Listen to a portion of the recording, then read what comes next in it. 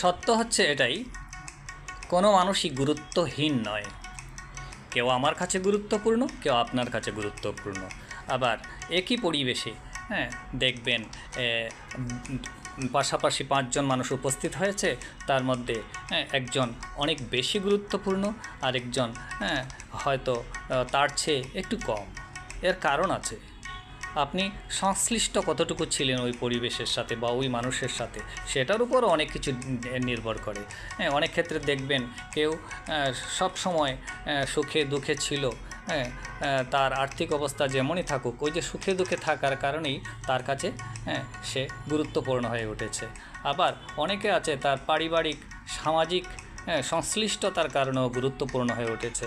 অনেক বন্ধুবান্ধব আছে সুখে দুঃখে সব সময় থাকার কারণেই ওই বন্ধুটি গুরুত্বপূর্ণ হয়ে উঠেছে, ঠিক না? এভাবেই আবার অনেকে আছে আমাদের সমাজে তার মান মর্যাদার কারণে তার উপস্থিতিটা অনেকটা জৌলুস বাড়ায়, সেজন্যও সে অনেকের কাছে অনেকের চেয়ে বেশি গুরুত্বপূর্ণ হয়ে ওঠে। তো মূল কথা হচ্ছে কেউই একেবারে গুরুত্বহীন নয়।